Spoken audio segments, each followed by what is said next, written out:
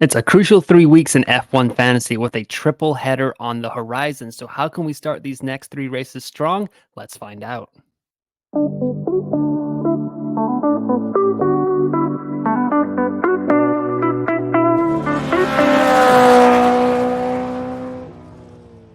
What is up, everyone? Welcome back to another episode of F1 Fantasy Pole Position. It is Monday, June 17th. My name is Ewan. On today's episode, we're going to get into a Spanish Grand Prix preview.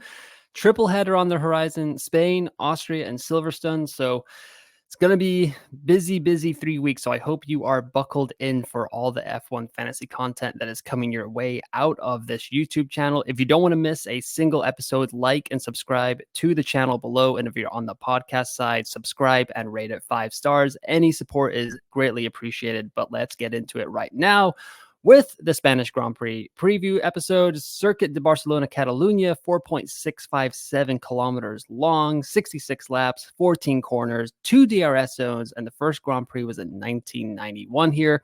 I actually read this morning that it was built for the Barcelona Olympics. So a little fun fact for you there in the F1 fantasy world. The 2 DRS zones are along the front straight and then between turn 9 and 10. They have made a change to this track, not this year, but last year. They took out the final chicane, and it seemed to produce a ton more overtakes in F1 fantasy. There was 48 overtakes in 2022 and about 107 last year in 2023. So the changes made a huge difference. Quite a lot of run coming out of turn 14 all the way down the straight, or the back straight by the pit lane and stuff.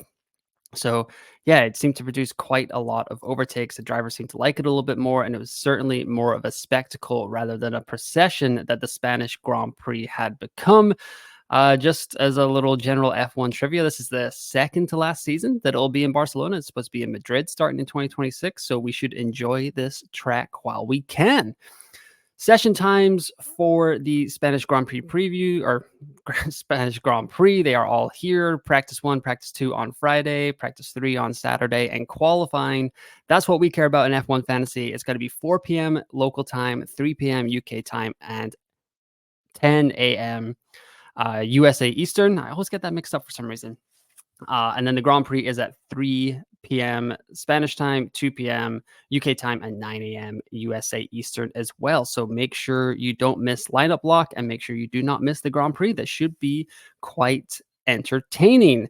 As for tires, we got the C1, the C2, and the C3 this weekend, the 3 hardest compounds for the Spanish Grand Prix. So hopefully they do a good enough job and we can hopefully get a 2-stopper here, but we will see how that goes. 3 hardest compounds means possibly not. Maybe someone will go for the 1-stopper. Just depending on the weather and stuff like that. And speaking of weather, this is a early forecast, so it may change over the course of the week. But on Friday, we've got a 1% chance of rain, partly sunny, 28 degrees Celsius. Saturday and Sunday, however, are looking like there could be some rain, which would be very unusual for the Spanish Grand Prix. The early forecast says that the rain is supposed to come in the morning with a few showers in the afternoon. So we'll see if qualifying and the race can survive. However, with Friday being dry, hopefully it stays dry. We should get some pretty significant data out of F1.com, out of the F1 Fantasy Tools simulations, 11ify, Fantasy Football Trout. They should be able to get some data, give us some decent sims, and then we just got to hope for a dry qualifying and a dry race to kind of make our decisions in F1 Fantasy. But yeah, the early forecast right now, 63% chance of rain on Saturday, 62% chance on Sunday, but it is supposed to come earlier in the day, so it may not affect the main parts of our race week in Barcelona. Spanish Grand Prix from last year, 2023. Qualifying had Max on pole, Carlos, Lando, Pierre, Lewis, Lance Stroll, Esteban Ocon, Nico Hulkenberg, Fernando Alonso, and Oscar Piastri. Charles Leclerc went out in Q1 last year, and Sergio Perez went out in Q2 as his qualifying struggles continued last year. Does that sound familiar at all? So hopefully he can get it back on track, but I wouldn't hold out hope for Sergio Perez. Speaking of kind of like drivers on the down slope, I'll be recording the second episode of Green Flag, Yellow Flag, Red Flag. So let me know in the comments below which driver you want me to cover. I think Alexander Albon is already on the list, so I'll definitely be covering him. But if there's anyone else there in your thoughts, let me know in the comments and I will get that done. As for the race, on the racing side, it was Max in the lead again. I think he won about by 26 seconds or something. I was watching the highlights this morning. Lewis and George came second and third. So encouraging for Mercedes. Double podium here last year. Sergio Perez stormed through the field, got fourth. Carlos Sainz in fifth. Lance Stroll in sixth. Fernando Alonso in seventh. Ocon, Zhou Guanyu, and Pierre Gasly 8, 9, and 10. I think I remember this race for Lance Stroll because a lot of people had sold him after a couple of bad results, and then he just came storming through sixth in qualifying, sixth in the race. So I think that was pretty frustrating for F1 fantasy managers last year who had sold the Canadian. But yeah, Max kind of dominating here. I would expect Red Bull to be really strong at this track. I'm not entirely sold on Checo at all. So maybe Red Bull constructors are not the way to go. But yeah, Max could have a banging weekend here in Barcelona. And I noticed this yesterday. The Spanish Grand Prix has produced the same top five drivers over the last two seasons. In 2022, it was Max, Sergio, Russell, Sainz, and Hamilton. And then in 2023, it was Verstappen, Hamilton, Russell, Perez, and Sainz. So Mercedes showing some good kind of track record at this race. So maybe Mercedes should stay in our F1 fantasy teams. And here it is. Yeah. Max, Sergio, George, Carlos, and Lewis in the top five in 2022. Max, Lewis, George, Sergio, and Carlos in 2023. Kind of crazy to see 2022. Valtteri Bottas is up there. Lando Norris is all the way down there. So yeah, last year Lando did all right in qualifying, but suffered damage on the first lap. So that kind of got him taken out of the race there. Hopefully the McLaren driver can survive any damage this Sunday in 2024. Overtakes 2022 versus 2023.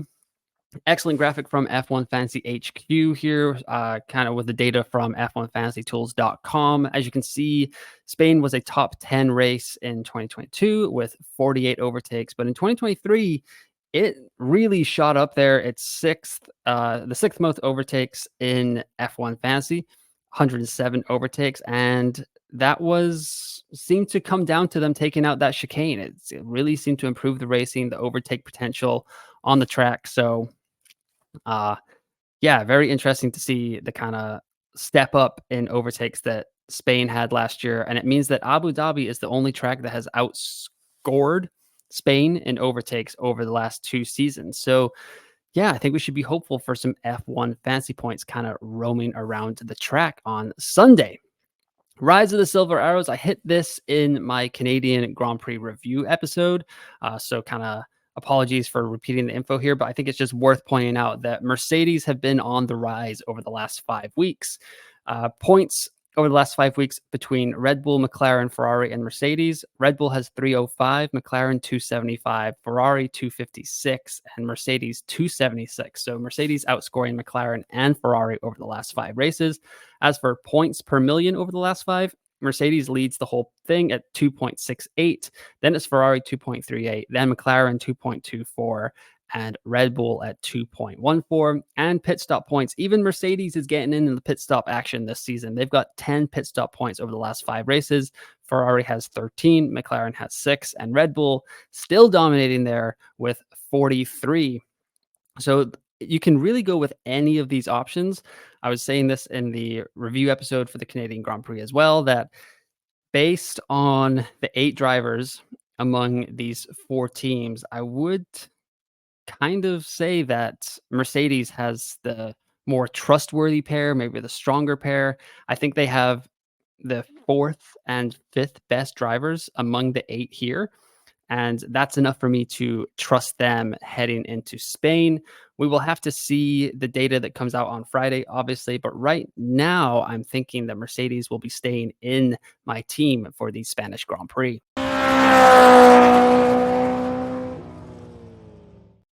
Well, here is the Spanish Grand Prix lineup as of right now. This is just the Canadian Grand Prix lineup I had at the moment. Lewis with the 2 times, Charles Leclerc, Yuki Tsunoda, Zhou Guanyu, Nico Hulkenberg with Mercedes and Ferrari. 116.1 is the cost cap for this team. This is my T2 squad.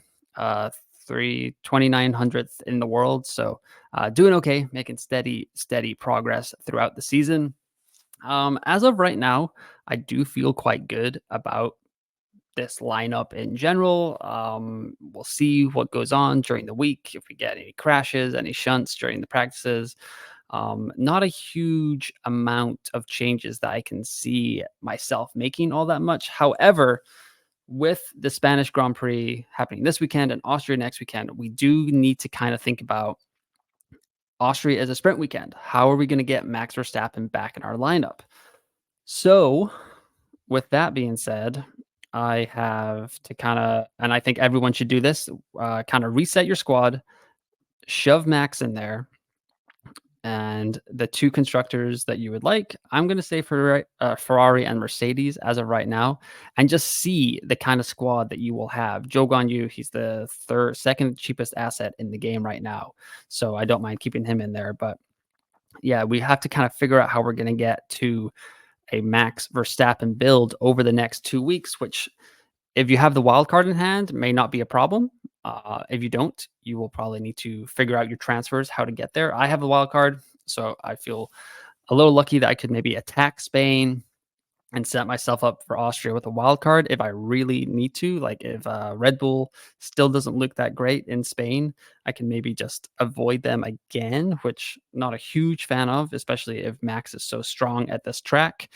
But yeah, this is they kind of have to figure out how you're going to get there for Austria. So right now, Max is 30.7 million. So it feels like a safe bet that he will jump up in price next week. He'll be 30.9 million, barring like a DNF or something disastrous there. But yeah, so Max probably needs to be in your team for Austria. And sorry, this is like kind of looking ahead to Austria more than Spain, but Spain feels like there's not a huge amount of change. Like Ferrari had a bad weekend, but they could easily bounce back. They haven't shown the greatest strengths at this track in the past couple of years. I mean, Carlos Sainz finished top five both years. Leclerc got pole in 2022, but Red Bull seems to be doing a lot better at this track. Mercedes seems to be doing a lot better at this track as well. So maybe we prioritize them a little bit. That's just like the general thoughts for the Spanish Grand Prix. But I would have 33 million left for my last three drivers for Austria as of right now to kind of combine with Max Verstappen. So this is, let's see here. If I go by value, so I could get in Valtteri Bottas and Alexander Albon. Say I definitely don't want to get Logan Sargent in. That leaves me 16.9 million. That's enough to get Fernando Alonso in right now. But as you can see, he went up 0.3. This is also assuming that like my team wouldn't go up in budget at all over the Spanish Grand Prix either. But so you kind of be looking at this if you're in a similar kind of well, if you're in a similar kind of budget cap area to me. However, if you did want to go all the way down to Logan, you'd have 19.4. So I would still be short on George Russell. If you have a little bit more money than me, like 1.4 million more, like I'm 1.4 million short of George Russell. So maybe that's what I need to shoot for. I need to shoot to kind of get 1.4 million in gains and hope that this lineup doesn't shoot up too much either in Spain so that I can roll with Max and George in Austria. However, Lando is super strong at Austria as well. If you remember last year that he came on flying with the McLaren upgrades, and that's kind of where his season kicked on from. I feel like it's really hard to not go in with two of these big four constructors. So as you can see here, even if I go with the skeleton crew, I'm going to be really short I'm going to be like 6.4 million short of getting to a max Lando lineup with Ferrari and Mercedes. So that is probably unattainable for me. However, I would highly suggest that you go into your lineup and kind of look ahead to Austria. Can you set yourself up in Spain to kind of bring in Max for Austria? So that's kind of the spiel about Austria. But let's go back to what my team actually was. This week it was Joe Guan Yu, Yuki Tsunoda. Where did you go? Nico Hulkenberg, Charles, and Lewis. So Lewis has shown pretty good form here. So has George. I feel like it's probably not worth it going from one Mercedes driver to the other. I still like George probably better in qualifying. Still Lewis probably better in the race. We saw that on Sunday as well. They nearly kind of swapped positions as it went around. So I don't feel like I'll be taking Lewis out for George specifically.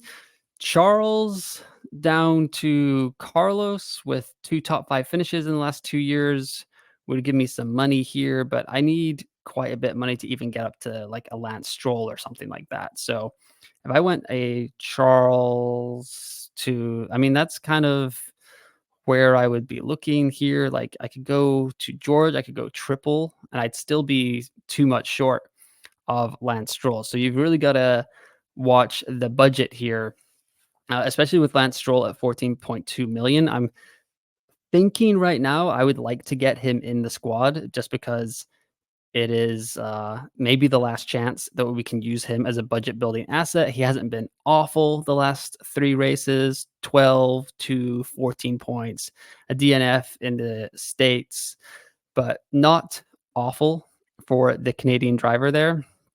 And if I did go all the way down to, like, say, if I bring Nico back in here, where'd he go? There you go. Bring Nico in.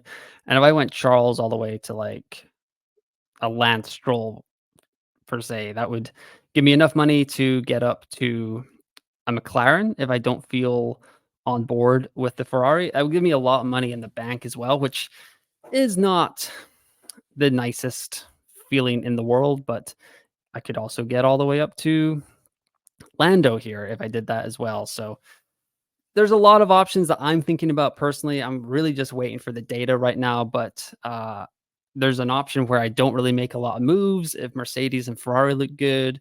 If Mercedes look really strong and Lando looks really strong, I could make it maybe go to this build. I do want to think about getting Lance Stroll into my team, and this team has 116.1 million in the bank.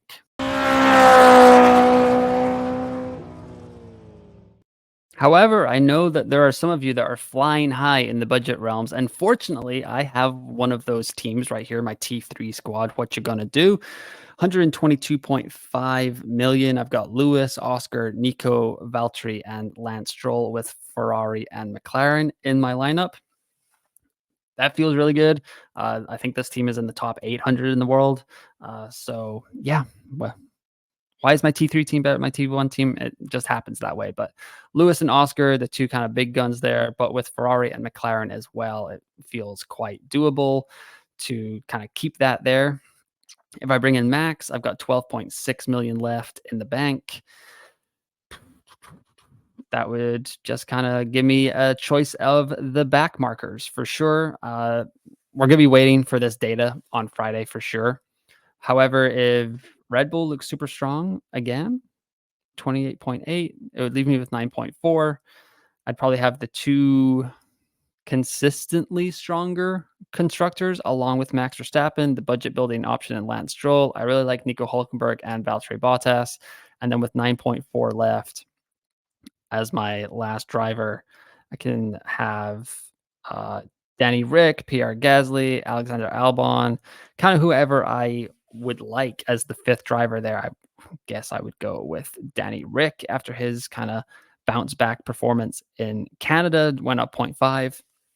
But yeah, overall, the more budget you have, obviously, it's much nicer to play with and have that kind of at your disposal. However, with this team, 122.5 million in the bank, we should probably look ahead to Austria, like I was saying earlier. So if I brought Mercedes and Ferrari in, that would give me, where are we? 25.1 million there. I'd get rid of Lance. I could bring in Lando. So 21.5 million left for my last 3 drivers. And boom, that is the golden ticket for Austria right there, folks. If you have a little bit more money in the bank, You can maybe get up to McLaren. That'd be a pretty big stretch from Ferrari right now, 22.6 to 25.6. So if you're rocking like 125, $126 million budget, great job by you. But I think if you're looking, I guess you said this at the beginning, the point of getting like this kind of lineup in for Austria is you could use your extra DRS boost on this lineup. Max with the 3 times, Lando with the 2 times. If you used it in Austria last year on Max and Sergio, you'll remember how like insanely powerful it was to have that. I think I scored like 450 points or something in one race weekend. So that is a really powerful chip if you can get the 2 best drivers in for that race weekend. And as of right now, with the budget I currently have, I can get there with zero point 0.0 in the bank. Just have to make sure that my Spanish Grand Prix selections would be okay for this T3 squad. And maybe I would bring this about for Austria. Sprint race, lots of points on the board. Lando and Max, probably the 2 strongest drivers on the grid right now. Despite Charles's performance in Monaco, Lando kind of took it home in Miami. Max bounced back in Imola and in Montreal this previous weekend. So yeah, and then you'd still have exposure to Ferrari and Mercedes in Austria if you felt like they were still good, but they would really let you boost up your extra DRS boost to have the 2 best drivers in the grid. So once again, try to just pre-plan a little bit ahead of the Austrian Grand Prix what you think you're going to need, how much budget you think you need to get. You can always obviously put off getting the extra DRS boost chip used in Austria. However, it will feel like Max Verstappen is a priority. So make sure that you have enough moves or a wild card and enough budget to get Max back into your team for Austria, because while it might be a boring choice, it is going to get you the most points on a sprint weekend. Traditionally, he is very, very strong at the Red Bull Ring as well, as is Lando. So if you can get both of these guys into your F1 fantasy squads for Austria and just set yourself up in Spain, I think that is the best choice for you.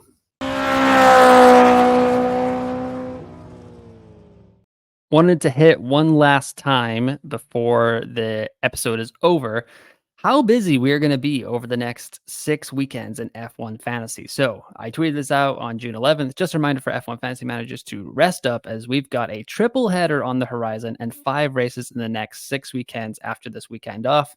June 21 to June 23 is Spain. Then it's Austria the following week. Then Silverstone the week after that. Then we've got a break.